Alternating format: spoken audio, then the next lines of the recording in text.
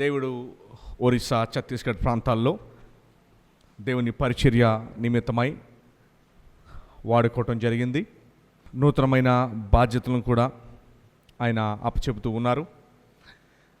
అక్కడ మందిరాలు నిర్మిస్తూ, సేవకుల్ని తరబిదు చేస్తూ, వారింకను బలపరుస్తూ పరిచర్య చేసే విధంగా దేవుడు నడిపిస్తూ ఉన్నాడు. అయితే మీకు బాగా తెలిసినట్టుగా మనంత స్వతంత్రత వారికి ఉండదు. మనకున్నది వారికి లేనిది ఏంటంటే స్వతంత్రత. మనకున్న స్వతంత్రత వారికి లేకపోవటం. బైబిల్ బాగా చెబుతుంది మరలా ఎవరికి ఎంత ఇవ్వబడుతుందో అంతే దేవుడు వారి దగ్గర నుంచి కోరతాడంట. మరలా జ్ఞాపకం చేస్తున్నాను ఈ మాట. మీకు ఎంత స్వతంత్రత ఇక్కడ ఇవ్వబడుతుందో అదే కొలమానంతో దేవుడు మిమ్మల్ని కొలుస్తాడు. ఇప్పుడు మీకు ఇవ్వబడిన స్వతంత్రతతో మనం నచ్చినట్టుగా మనం జీవిస్తే దేవుడు అదే కొలమానంతో మిమ్మల్ని కొలుస్తాడు. జ్ఞాపకం చేసుకోండి, ఏది కూడా ఆయన కనుదృష్టి పడకుండా ఉండదో, ఆయన కనుదృష్టికి దూరంగా ఎప్పటికీ ఎవరు వెళ్ళలేరు కూడా. ఆలోచనలను కూడా ఆయన ఎరిగినవాడు కనుక ఆయన కనుదృష్టికి నుంచి దూరంగా వెళ్ళలేం. సో మీరు గుర్తుపెట్టుకోవాల్సిన ప్రాముఖ్యమైన విషయం ఏంటంటే, మనకి ఇవ్వబడిన స్వతంత్రం కొలది మనం దేవుని కొరకు పని చేయాలి. ఈ భూమి మీద మనం సంపాదించుకోగలిగింది ఏదైనా ఉంది అంటే అది కేవలము ప్రభు రాజ్యంలో దేవుని యొక్క ఆత్మలు తప్ప, నూతన ఆత్మలు తప్ప ఈ భూమి మీద మనం సంపాదించేది, దాచిపెట్టుకునేది, మనతో తీసుకువెళ్ళేది ఇంక ఏది కూడా ఉండదు.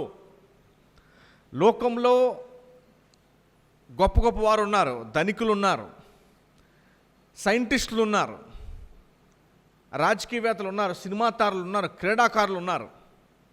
వారు ఎవ్వరికీ లేని జ్ఞానం దేవుడు మీకు ఇచ్చారు.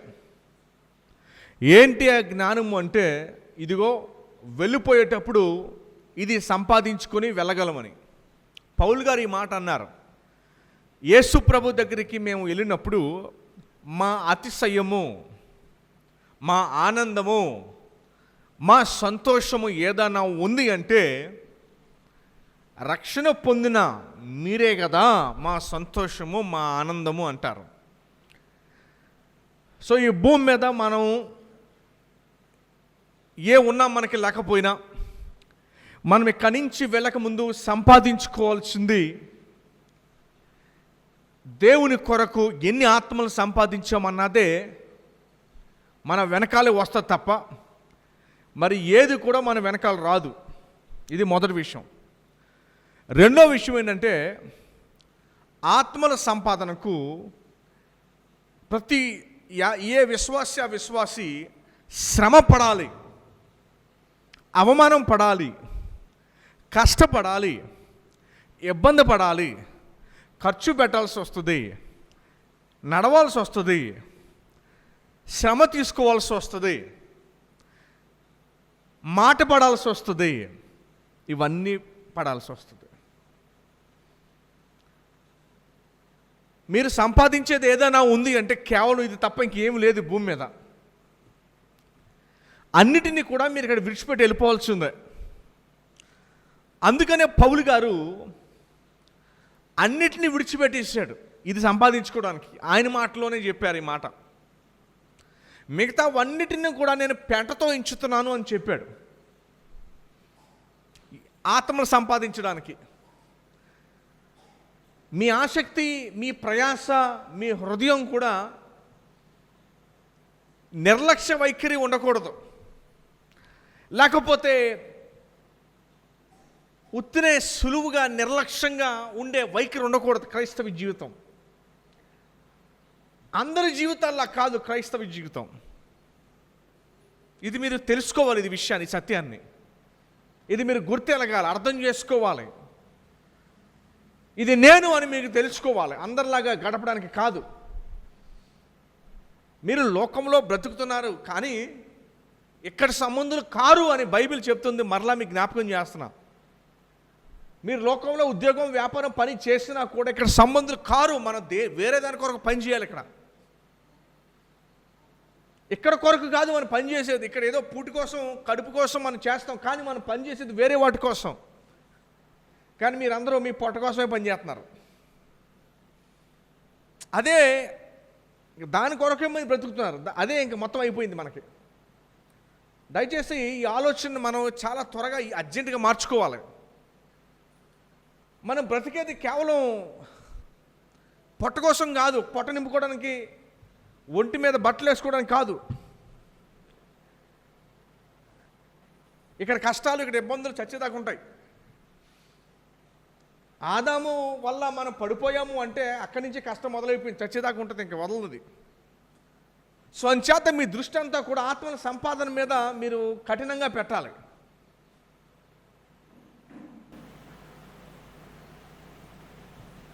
చూడండి, అపోస్తుల కార్యములు 5:41 మాట ఉంది. అపోస్తుల కార్యములు 5:41 ఒక మాట ఉంది, చదువుతారండి. నా నామము కొరకు అవమానం పొందుటకు పాత్రులమని ఎంచబడినందున వారు సంతోషించుచు ఆ మహాసభ ఎదుటి నుండి వెళ్ళిపోయి ప్రతిదినము దేవాలయంలోనూ ఇంటింటను మానక బోధించుచు యేసే క్రీస్తు అని ప్రకటించుచుండిరి. యేసు ప్రభుతో ఉన్నవారు దేవుని సేవకులు కారు. యేసు ప్రభుతో ఉన్నవారు మీలాంటి పని చేసుకునేవారు, ఉద్యోగాలు చేసుకునేవారే. పేతురు, యోహానుకి శ్రమ వచ్చినప్పుడు వారు ఏం చేశారంటే దేవుని నామమున శ్రమ అనుభవించడము గొప్ప భాగ్యంగా ఎంచారు. నేను మిమ్మల్ని ఒక ప్రశ్న అడుగుతాను సూటిగా. ఎప్పుడైనా దేవుని పేరట ఎప్పుడైనా శ్రమ పొందారా మీరు? ప్రభువు నమ్ముకున్నందుకు, ఆయన వెంబడిస్తున్నందుకు ఎప్పుడైనా శ్రమ పొందారా ఎవరైనా? కనీసం ఒక తిట్టు కూడా పడి ఉంటారు మీరు చిన్నప్పటి నుండి. ఒక తిట్టన పడ్డారా? మందిరానికి వెళ్తున్నందుకు ఎవరైనా తిట్టారు మిమ్మల్ని? ఇంకా వెళ్ళనందుకు ఇంట్లో వాళ్ళు తిట్టారు. ఇంకెప్పుడవుతారు ధన్యులు అయితే మీరు?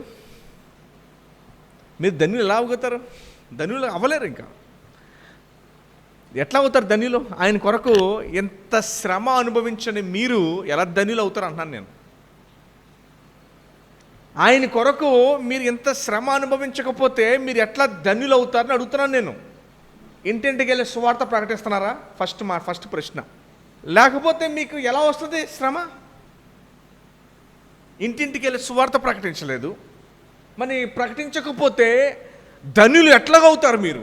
ఛత్తీస్గఢ్లో ఒక రాత్రి 10 ఆ ప్రాంతంలో ఒక పాస్టర్ గారిని పాపం ఆయన పరిచర్య చేస్తుంటే నెత్తి మీద బలంగా కొట్టారు.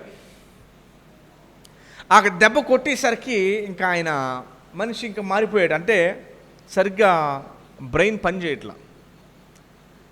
కరెక్ట్గా అర్ధరాత్రి నైట్ 10ంటికి తీసుకెళ్ళాడు మమ్మల్ని. మేమందరం వెళ్తే మీరు అందరూ రావద్దండి, ఒక 2 కానీ 3 కానీ రండి అని పిలుస్తున్నారు. నేను విజయవాడ నుంచి వచ్చిన ఒక ఆయన, ఇక్కడ ఈ బ్రిడ్జిపేటలో లోతరన్ చర్చ్ పాస్టర్ గారు, 3 వెళ్ళాం ప్రార్థన చేయడానికి లోపలికి. మమ్మల్ని తీసుకెళ్ళిన ఇంకో వ్యక్తి ఏమో మమ్మల్ని కంగారు పెట్టేస్తాడు. ఇంతసేపు మీరు ఉండకూడదండి, చాలా డేంజర్, రిస్క్, బయటకు వచ్చిన అర్జెంటుగా మీరు ఫస్ట్ ఇక్కడ వెళ్ళిపోండి అని. వర్షం పడుతుంది, ఆ చీకటి 10:30 టైం చీకట్లో లోపలికి వెళ్ళాం. జనరల్గా మన ఊరిలో, మన ఆంధ్రప్రదేశ్లో, మన వెస్ట్ గోదావరిలో మనం భయపడేవి దేనికోసం చెప్తాను మీకు. మన శ్రమ ఎక్కడి నుంచి వస్తుందో చెప్తాను మీకు. మనం భయపడేది, మన శ్రమ ఏంటంటే ఫస్ట్ వర్షాకాలంలో వర్షాలకు భయపడేది, దడుస్తాం, మనం బెదిరిపోతాం. వర్షాకాలంలో వర్షాలకి మందిరానికి రావడానికి మనం బెదిరిపోతాం, మనం జడిసిపోతాం, కంగారు పడిపోతాం. వర్షంలో జారిపోతే, వర్షంలో పెళ్ళికి వెళ్ళొచ్చు, తప్పులేదు అస్సలు. ఫంక్షన్కి వెళ్ళండి, అయ్యయ్యో అసలు తప్పే లేదండి. వర్షంలో ఏదైనా చేయొచ్చు, ఏం పర్వాలేదు. కానీ మందిరానికి మాత్రం వెళ్ళకండి, తడిసిపోతారు. కాలికి బురదంటుకోవచ్చు, అమ్మో అంత శ్రమ. ఎలాగంత శ్రమ అయితే? అంత శ్రమ తీసుకోవచ్చండి ప్రభు కోసం? రెండో శ్రమ ఎండాకాలం ఎండలో. నేటి ఆంధ్ర క్రైస్తవులకి శ్రమ ఏంటో చెప్తున్నాను మీకు. ఎందుకంటే వాళ్ళని ఎవరు ఎప్పుడు తిట్లా మందిరానికి వెళ్ళినందుకు, ఎవరు ఎప్పుడు చేయి చేసుకోవాలా మందిరానికి వెళ్ళినందుకు, ఎవరు ఎప్పుడు వాళ్ళని ఏమి దూషించలేదు మందిరానికి వెళ్ళినందుకు. కానీ వారి మీదకి వచ్చే శ్రమ ఏంటో తెలుసా? వర్షాకాలం వర్షాలు, ఎండాకాలము ఎండలు, చలికాలము చలి. ఏమండి ఎంత వాస్తవం అండి? ఇంకా పెద్ద శ్రమ ఏంటో తెలుసా? తలపోటు. దేవుని కొరకు వారు ఎలా సాక్షిగా నిలబడతారంటే మన రాష్ట్ర ప్రజలు తలపోటు వస్తే మానేస్తారు, తలపోటు వస్తే మానేస్తారు. ఇంకొక పెద్ద శ్రమ, ఐదో శ్రమ ఏంటంటే కొంచెం చిరాకు అనిపిస్తే మానేస్తారు, ఐదో శ్రమ. ఆరో శ్రమ ఏంటో తెలుసా? మందిరంలో కరెంట్ లేదనుకో, ఒక్క పెట్టేస్తాను మానేస్తారు, పెద్ద శ్రమ అది. ఆనాడు శిష్యుల్ని నిప్పుల్లో పెట్టి తగలేశారు. ఈరోజు మనకు కరెంట్ లేకుండా ఒక్కతో చచ్చిపోతున్నాం మనం. ఏమండి ఇది మన పెద్ద శ్రమ. అమ్మో పాస్టర్ గారు లోపల కూర్చోలేకపోతున్నారంటే ఒక నలిసి వెళ్ళిపోతారు బయటికి. ఎందుకు బయటికి వెళ్ళిపోయి? ఆరో పెద్ద శ్రమ. దేవుని కొరకు ఎంతగా తట్టుకుంటున్నారు చూడండి. అర్థమవుతుందా మీకు? మన ఆంధ్ర రాష్ట్రంలో మన క్రైస్తవులు ఎంత పెద్ద శ్రమలు ఎదుర్కొంటున్నారు మీకు తెలియాలి. మీకు పాపం ఛత్తీస్గఢ్లో వాళ్ళని చంపుతున్నారు అంతే. మంద పెద్ద శ్రమ, ఆల్దా ఏంటి? ఆల్దా పెద్దదే, మంద కదా పెద్దదే. ఒక్క పెట్టడం, చంపబడడం పెద్ద ఏముందమ్మా, అంతే కదా. చంపబడడం పెద్ద విషయమా? ఒక్క పెట్టడం కదా అన్నింటికంటే పెద్దదే. ఇంకా అంతకి పెద్ద శ్రమ ఏంటి? ఇంకా టిఫిన్ చేయలేదు, ఏడవది. ఎందుకు లేట్గా వచ్చారంటే అమ్మ 9:30 కదా మందిరం, ఇంకా ఏం చేయలేదు, పెద్ద శ్రమ ఏంటి? ఇంకా టిఫిన్ అవ్వలేదు ఇంకాను. ఆకలితో వచ్చి ఇక్కడ కూర్చుంటే నీరసం వచ్చేస్తుంది. అది పెద్ద శ్రమ, ఏడో శ్రమ అది. అక్కడ ఛత్తీస్గఢ్లో పడుతున్న శ్రమ ఏంటంటే మందిరానికి వెళ్ళడానికి ఎవరన్నా చూస్తారేమో అని చెప్పి భయపడుతూ అలా తెలిస్తే వచ్చి కొడతారు కదా. డెహ్రాడూన్ ప్రాంతంలో మందిరం కట్టుకోవడానికి ఏమో పర్మిషన్ ఇవ్వాల. ఇంట్లోనే చిన్న గది, స్టేజ్ ఎంత ఉంది అంతే, ఇంతే గది ఉంది. ఆ గదిలో పాపము చేసుకుంటుంటే వచ్చేసి కొట్టేసి పోలీసులతో వచ్చేసారు. ఎందుకంటే మీరు ప్రభు గురించి ప్రకటిస్తున్నారు కదా, ప్రకటించకూడదు ఇక్కడ. వచ్చేసి వాళ్ళందరిని కొట్టేసి వాళ్ళ ల్యాప్టాప్లు ఈ సిలువ ఎందుకు ఉంది ఇక్కడ, అసలు ఈ గోడ మీద సిలువ ఎందుకు ఉంది, ఇక్కడ ఎందుకు క్రాస్ ఎందుకు ఉంది అని చెప్పి కొట్టేసి వెళ్ళిపోతుంటే ఒక ఆవిడ పాపం భయపడిపోయి, వాళ్ళందరూ భయపడిపోయి పోలీసులు వచ్చి అన్నం పట్టుకుపోయి లోపలికి తీసుకెళ్ళిపోయారు. అది చిన్న శ్రమ. మనకేమో ఇంకా టిఫిన్ తినలేదు 8ంటికి. ఎవరిది పెద్ద శ్రమ అండి? వాళ్ళదా మందా? మందే పెద్ద శ్రమ. వాళ్ళ దగ్గర పెద్ద శ్రమ. వాళ్ళు అంత శ్రమలో ఉండి మళ్ళీ ఆదివారం చర్చ్ 9:30కి అయితే 6ంటికి వచ్చి కూర్చుంటున్నారు. మణిపూర్లో మీరందరూ చూశారు ఈ ఫోటో, నేను చూడడం కాదు. అడవుల్లో మోకాలు వేసుకుని ఆరాధన చేసుకున్నారు. వాళ్ళు ఇల్లు కాల్ చేశారు, ఇంట్లో వాళ్ళని కాల్ చేశారు. ఇంకా ఏం జరిగిందో మీకు అంతా తెలుసు, దేశం అంతా తెలుసు, ఎవరు చెప్పక ప్రపంచం తెలుసు. కానీ వాళ్ళు రాజమండ్రి నుంచి ఒక పాస్టర్ గారు ఒక ఆయన పెద్ద ఆయన వెళ్తే మీ ఇల్లు కాలిపోయినాయి కదా, ఇల్లు కట్టమంటారు. ఇల్లు కాదని బాబు ముందు మందిరం షెడ్ ఏమంటారు. ఏమన్నారు ఆయన? మొన్న మేము అందరం కలుసుకుని మాట్లాడుకుంటుంటే వాళ్ళు అడిగేది ఇదండి, ఇల్లు కలుపుని ఏం కలుపుని. ఈయన వెళ్ళి ఒక 10 ఇల్లు కడతానికి వెళ్ళారు. ఈయన ఇంటికి ఒక 2 లక్షలు ఖర్చు పెట్టి, ఒక 10 లక్షలు, ఒక 20 లక్షలు ఖర్చు పెట్టి అందరూ పోగేసుకుని వెళ్ళి ఒక 10 ఇల్లు కడదాం, 2 లక్షలు రేకులు వేసి వద్దామని చెప్పి బయలుదేరితే అలా అన్నారట. ముందు ఇల్లు కాదు, ముందు మందిరం కట్టడం మాకు అని అడిగారంట. అవసరం అందులో పడుకుంటాం, ముందు మాకు ఏం కావాలి ఫస్ట్. ఆయన వచ్చి నాకు చెప్తారు, రాజమౌళి మన పాస్టర్స్ మీటింగ్లో అందరం కూర్చుంటే చెప్తారు మాకు ఇట్లా పాస్టర్ గారు ఇలా ఇదన్నీ ఇలా అడిగేదని చెప్తారు. ఈ న్యూస్లోకి రావు, వినే మేమే మీకు ఇలాంటి వాళ్ళకి పంచాలి. ఆయన అప్పుడు ఇల్లు కట్టడం మానేసి షెడ్ కట్టి వచ్చారు. మొత్తం పెద్ద సైజు మందిరం, అందులోనే పడుకుని 4 బాత్రూమ్లు కట్టుకుని అందరం కలిసి కుటుంబంలో బతుకుతున్నారు ఆ గ్రామం అంతా. మనకి ఎంత స్వతంత్రం ఇవ్వబడినందుకు మనం ఎంత చేయాలి, మీరు ఎంత చేయాలి అడుగుతున్నా అంతే. అది నేను చెప్పేది. వాళ్ళకి ఏమి ఇవ్వబడాలి అంత చేస్తున్నారు, మనకి ఎంత ఇవ్వబడింది. ప్రభువు చెప్పాడు, మీరు ఎంత ఇవ్వబడింది ఆ కొలమానంతో మీరు కొలబడతారని కూడా వచ్చిన ఉంది. ఏమండి, ఎక్కువ స్వాతంత్రం ఉంది, ఎక్కువ చేయాలి. మీరు అర్థమవుతుందా మీకు?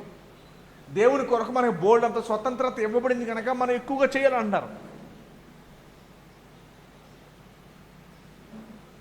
మీరందరూ వ్యక్తిగత నిర్ణయాలు తీసుకోవాలండి. పాస్టర్ గారు చేస్తారని పాస్టర్ గారిని ఆధారపడద్దు. ఎందుకంటే నేను చేసే పని నేను చేసుకుంటున్నాను. రేపు పొద్దున దేవుడు మిమ్మల్ని అడుగుతాడు, నన్ను కాదు, మీ గురించి నన్ను అడగడు, మీ గురించి మిమ్మల్ని అడుగుతాడు దేవుడు. 10:30, 11ంటికి వైజాగ్ నుంచి మన సేవకులు మొత్తం అందరం కూర్చోపెట్టి మాట చెప్పాను, నిద్ర తగ్గించండి, తినటం తగ్గించేయండి. మా సేవకుల మధ్య మేము చెప్పుకున్న మాటలు, నిద్ర తగ్గించేయండి, తిండి తగ్గించేయండి, అన్నీ తగ్గించి మనం చేయాల్సిన పని చాలా ఉంది. దేవుని రాజ్యం కూడా కసిగా పనిచేయాలండి. మన జనం గురించి చెప్తూ కానీ ఏమన్నాడంటే, రాజుగారు ఈత పోటీలు పెట్టారంట. ఏ పోటీలు అండి? ఈత పోటీలు పెట్టారంట. ఒక 20 మంది నుంచున్నారు. అలాగా ఎవరు నెగ్గుతారో వాళ్ళకి గిఫ్ట్ ఉంటుంది, ప్రైజ్ ఉంటుంది, గిఫ్ట్ ఉంటుంది. అయితే ఏం చేశారంటే అందరు నుంచున్నారు లైన్ గలగా చాలామంది. ఒక అతన్ని వాళ్ళ ఫ్రెండ్ ఏం చేశాడంటే 20 మందితో పాటు తోస్తాడంట వాటర్లోకి. నీళ్ళలోకి తోసేస్తే వీడికేమి ఈత రాదు. ఆ కంగారులో వెళ్ళిపోయి ఈత కొట్టుకుంటూ అది ఎక్కేసాడంట గట్టు. అక్కడికి వెళ్ళాక అందరూ అంటున్నారంట, నువ్వే ఫస్ట్ వచ్చావు, నువ్వే ఫస్ట్ వచ్చావు, నువ్వే ఫస్ట్ వచ్చావు. అందరూ వచ్చి కంగ్రాచులేషన్ చెప్తూ దండలేస్తుంటే, ఆగంటే తర్వాత ఎదురు దండలో ముందు నన్ను ఎవడ తోసాడు చెప్పండి అన్నారంట.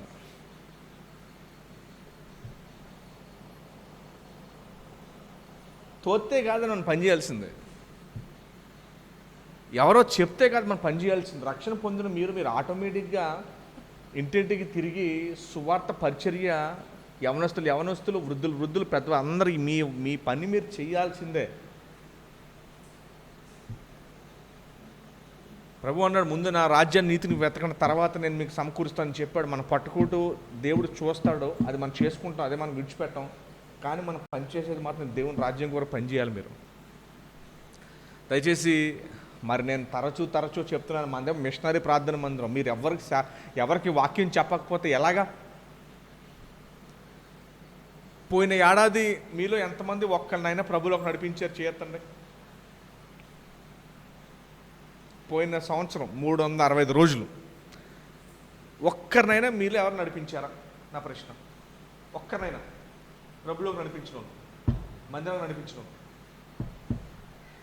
పోనీ 2 సంవత్సరాల్లో 365, 720 రోజులు, 730 రోజులు, 730 రోజులు కనీసం ఒక్కరిని నడిపించారా? ఒక్కరినైనా? మరి ఏంటి ఇక్కడ మన భూమి చేస్తుంది? మనం ఏం చేస్తామంటే ఈ జానుడి పొట్టను నింపుకుంటున్నాం. మనం ఈ పొట్టను నింపుకోవడానికి బతుకుతున్నాం. అమ్మాయి వింటున్నారు అందరూ? పోయిన 730 రోజుల్లో ఎవరైనా మన ద్వారా రక్షణ పొందారా? ప్రభు మందిరంలోకి వచ్చారా? ఎందుకు మీరు ఆత్మను సంపాదించట్లేదు? కారణం ఏంటి? ఆసక్తి ఉండాలి లోపల,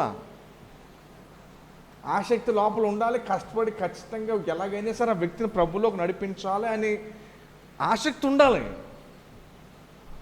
వదలకూడదని ఆసక్తి ఉండాలి.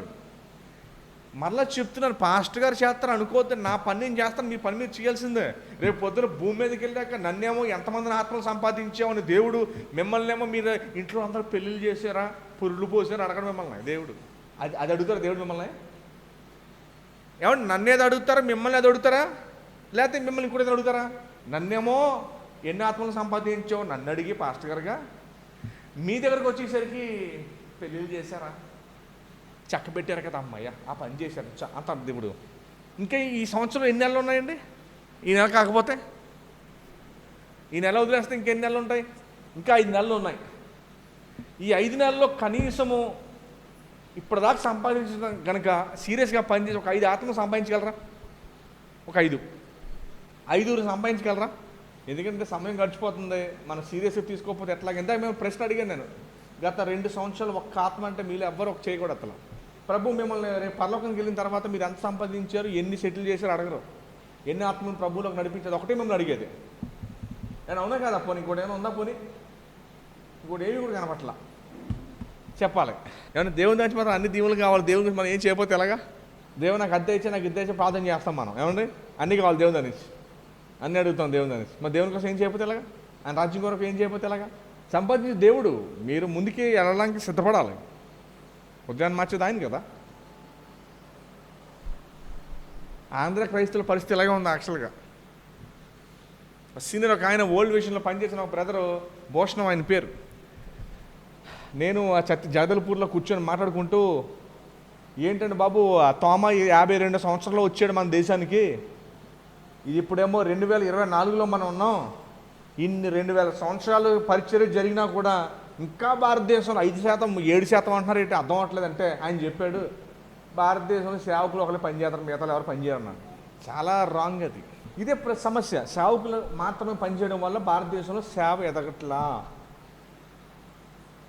కానీ ప్రభు నమ్ముకున్న ప్రతి ఒక్కరి కనుక సేవ చేస్తే, వాళ్ళు సేవ చేస్తున్నందుకనే వారు మారుతారు. హృదయం ఇతరులకు సాక్షులుగా ఉండాలి కదా. వారు మారుతారు, ఇతరులను రక్షిస్తారు. 2 బెనిఫిట్లు ఉన్నాయి మీరు సేవ చేయడం వల్ల. రేపు పొద్దున దేవుడు అక్కడ మిమ్మల్ని ఈ ప్రశ్న అడగకుండా ఉంటాడని చెప్పే ముందే మిమ్మల్ని అడుగుతాను ప్రశ్న. ఆరోగ్యం ముందు జాగ్రత్తలు తీసుకోవాలా, ఆరోగ్యం నాశనం అయిపోయిన తర్వాత అప్పుడు జాగ్రత్తలు తీసుకుందామా? ఆరోగ్యం కొరకు ముందే జాగ్రత్తలు తీసుకుందామా? ఆరోగ్యం పాడైపోయాక మందులు వేసుకుందామా? ముందే జాగ్రత్త కదండి, అంతే కదా తెలియని పని. సో ప్రభు అడిగేంతవరకు ఎదురు చూస్తారా? ఇప్పుడు నేను అడగగానే సమాధానం చెప్తారా అడుగుతున్నాను నేను. దేవుడు పైకి వెళ్ళిన తర్వాత నువ్వు ఇక్కడ ఏం చేసావు అడగడు, ఎంతమంది ఆత్మను సంపాదించావు అని మాత్రం అడుగుతా. ఇది కూడా స్పష్టం చేసి ఇంతకంటే క్లియర్గా చెప్పిన తర్వాత కూడా మీరు లోపడకపోతే నెక్స్ట్ ఆయన అడుగుతాడు. మేము నేను అడగక మాట్లాడేపోతే మీ అందరికి నేరారోపణ ఉండవు నిలబడతాయి. మీరు మర్చిపోయిన దేవుడు డేట్తో సహా అన్నీ వచ్చేస్తాయి. ఆ రోజు మీరు అన్ని విని కూడా సైలెంట్గా కూర్చున్నారు అంటే మీ అవిధేయత. నేను పుష్ చేస్తున్నానంటే, మీరు అలవాట్లో పడితే అది మీ జీవితంలో ఒక భాగం అవుతే నేను ముందుకు వస్తున్నాను. ఇది నేను నేర్చుకున్నది కాలేజీలో. ఇలా మీరు చేయించండి మందిరాల్లో, దేశం అంతా సేవ వెళ్తుంది. ఇది విధానం ఇది. సో అందుకని నేను మిమ్మల్ని ముందు తోస్తున్నాను. అందుకని ఇద్దరు. సో ఎప్పుడైతే మీరు ఇద్దరికి వచ్చారో ఆటోమేటిక్గా మీకు అది మీ లైఫ్లో భాగం అవుతుంది. ఈ డిసెంబర్లోగా 31కి నాకు మీరు చూపించగలగాలి. చాలా టైం ఉంది మీకు. మరలా చెప్తున్నా, దేవుడు పరలోకానికి వెళ్ళిన తర్వాత మీరు పురుళ్ళు పోసారా, మీరు పెళ్ళిళ్ళు చేశారా, ఆస్తులు పంచారా అని మిమ్మల్ని అడగరు. ప్రభు పౌలు గారు చెప్పారు, మా అతిశయమైన, మా ఆనందమైన, మా ఏదైనా సరే ప్రభు ప్రత్యక్షమైనప్పుడు మీరే కదా అని పౌలు గారు అన్నారు. ఇంకోటి లేదు. చనిపోయినప్పుడు మీతో పాటు ఏం తీసుకెళ్ళరు అది మీకు తెలుసు. మీరు కూడా చాలా సమాధుల్లో పాల్గొన్నారా లేదండి? సమాధుల్లో పాల్గొన్నారా లేదండి? ఎవరిని ఏమైనా తీసుకెళ్తున్నారా? ఏదైనా తీసుకెళ్తారా? ఒక తెల్ల గుడ్డ తప్ప ఏమీ తీసుకెళ్ళరు. కానీ మీరు ఒకటి తీసుకెళ్ళచ్చు. పౌలు గారి భాషలో నశించిపోచిన ఆత్మల రక్షణ, ఇది ఒకటే మీరు తీసుకెళ్ళగలరు. ప్రభు దాన్ని ఆస్తిగా చూస్తాడు. పౌలు గారు అంటున్నారు, సువార్త నిమిత్తమై శ్రమ పడాలి, ప్రయాసపడాలి, కష్టపడాలి. మరలా చెప్తున్నా, మేమందరం సేవకులందరూ ఛత్తీస్గఢ్లో అర్ధరాత్రి కూర్చొని మాట్లాడుకున్న విషయం ఏంటంటే, మన దేశంలో భయంకరమైన విగ్రహారాధన ఫస్ట్ పాయింట్, ఓవర్ విగ్రహారాధన ఫస్ట్ పాయింట్. 2 భయంకరమైన కుల వ్యవస్థ దేశాన్ని సువార్త వెళ్ళనివ్వకుండా చేసింది. 2. మూడో మాట ఏంటంటే, వస్తువులు ఎక్కువ ప్రేమిస్తూ ఉంటాం మనం. మన దేశంలోని 3 అతి పెద్ద ప్రభు దగ్గరికి వెళ్ళనివ్వకుండా చేసేది అది 3వది. ఆయన 40 సంవత్సరాలు ఓల్డ్ విషన్ సంస్థలో పనిచేసి రీసెర్చ్లు చేసిన పని ఏంటంటే, ఎక్కువ దేన్ని ప్రేమిస్తాం మనం? వస్తువులు ఎక్కువ ప్రేమిస్తాం. సుఖానికి ఎక్కువ అలవాటు పడి వస్తువులు ప్రేమించే తరం ఇది. నా మాట ఎవరు నమ్ముతారు, నా మాట ఎవరు వింటారు పక్కన పెట్టేసేయండి. యోనా ఎలల, మోషే వెళ్ళన్నాడు. మరలా చెప్తున్నా, యోనా నిన్ను వెళ్ళమంటే తర్షీషు వెళ్ళాడు. యోనా భయపడి వేరే చోటకి వెళ్తే చేప కడుపులో పెట్టి అక్కడికి పంపించాడు. చివరిని ఇద్దరిని దేవుడు సక్సెస్ చేశాడు. మోషే ఏమో 20 లక్షల మంది, యోనా ఏమో 1,20,000 మంది. మనము వీకే, మన మాట వాళ్ళు వినకపోవచ్చు. కానీ నువ్వు దేవుని శక్తిని పొందుకుని నువ్వు వారికి చెబితే గనక నీ మాటల కన్నా నీలో ఉన్న దేవుని ఆత్మ వాళ్ళని ఆకర్షిస్తుంది. ఓకేనండి. మరలా చెప్తున్నా, సంఘం దేశంలో ఎదగకపోవడం కారణం ఏంటంటే, సేవకులు ఒకళ్ళే పనిచేశారు, పాస్టర్ ఒకళ్ళే పనిచేశారు, సంఘం పనిచేయాలా, సంఘం అందరూ పనిచేయాలని బైబిల్ చెప్తుంది. అలా చేస్తే దేశం రక్షణ పొందుద్ది. వారు వేరే శ్రమలు అనుభవిస్తున్నారు, మన ఈ కారణాలు చెప్పకూడదండి. ఇందాక ఒక 7 కారణాలు చెప్పారు, అవి మన కారణాలు కాకూడదు. నూతన నిబంధన గ్రంథంలో అపోస్తలుల కార్యంలో పేతురు జైల్లో ఉండగా సంఘం ఏం చేసింది? గదిలో ఉండి సంఘం ఏం చేసిందమ్మా? పేతురు జైల్లో ఉండగా సంఘం ఏం చేసింది? తలుపు కొడితే భయపడిపోయి తలుపు తీలా. అమ్మో, చిన్న పాప వచ్చి విని పేతురు అని చెప్పి తలుపు తీశారు. సో లోకం నాశనం అవుతుండగా సంఘం ఏం చేయాలి? అర్థం చేయాలి, శ్రమ పడాలి. ఒకటే గుర్తుపెట్టుకోండి, సంఘము పేతురు బయట ఉన్నాడు, జైల్లో ఉన్నాడు, ఆత్మలు నశించిపోతున్నాయి. సంఘము పై గదిలో ఉండి ప్రార్థన చేశారు. అలానే మరి అందరూ కూడా అదే పనిలో ఉండాలి, చాలా సీరియస్గా పనిలో ఉండాలి. లైట్గా తీసుకోకండి దయచేసి అమ్మా. మళ్ళీ చెప్తున్నాను, దేవుడు మీకు పరలోకానికి వెళ్ళిన తర్వాత ఆయన చూశాక ఆయన్ని అడిగే ప్రశ్నలు ఇప్పుడు నేను ముందే చెప్పేస్తున్నాను, ఇప్పటి నుంచి మీరు ముందు ఉండి చేయడానికి. అందరికి అర్థమయ్యండి? సో దయచేసి విషయాలు శ్రద్ధగా తీసుకోండి. ఇదే విషయాన్ని నేను మరలా జ్ఞాపకం చేస్తున్నాను. మన సంఘం పేరు దొరై చెరువు డిసైపుల్స్ మిషనరీ ప్రార్థన మందిరం. ఏ ప్రార్థన మందిరం? మిషనరీ ప్రార్థన మందిరం. మన సంఘం దొరై చెరువు మిషనరీ ప్రార్థన మందిరం. ఒకరినొకరిని ఎంకరేజ్ చేసుకుంటూ సేవ విషయంలో చాలా ఫైర్ కలిగి ఉండాలని నేను ఆశిస్తూ ఉన్నాను. మిగతా అవసరాలు దేవుడు తీర్చుతాడండి. దేవుని సేవ కొరకు మిషనరీలుగా మీరు పనిచేస్తుంటే లోకల్గా మీ అవసరాలు ఏమి దేవుడు తీర్చుకొని ఉండడం. మరలా చెప్తున్నా, మీ అవసరాల గురించి మీరు వర్రీ అవ్వద్దు. ప్రార్థన మీద ఆధారపడి మోకాళ్ళు వేసి ప్రార్థనలో ఉండి, దేవా మా కుటుంబాన్ని నువ్వు చూసుకో అని చెప్పి దేవునికి మీ కుటుంబాన్ని అప్పచెప్పండి. మీ పని ఆయన చేస్తారు, మీరు ఆయన పని చేయండి. ఏమో అందరికి అర్థమవుతుందండి? సో ఈ విషయాలన్నీ కంటికి కట్టినట్టుగా నేను మీకు వివరించాను. ఓకేనండి? సో దీన్ని బట్టి మీరు శ్రమపడి పనిచేసి ఆదివారం సిద్ధపడండి, నూతన ఆత్మలు నడిపించండి. ఏమండి? మీరందరూ కూడా నూతన ఆత్మ నడిపించండి. అయితే దేవుడు శక్తిని ఇస్తాడు, ఆయన పనిలో ఉన్నవారికి దేవుడు శక్తిని ఇస్తాడు, మీకు ఆ శక్తిని ఇస్తాడు. సో దేవుని కొరకు మీరు ముందుకెళ్ళినప్పుడు ఆ శక్తిని మీకు ఇస్తాడు.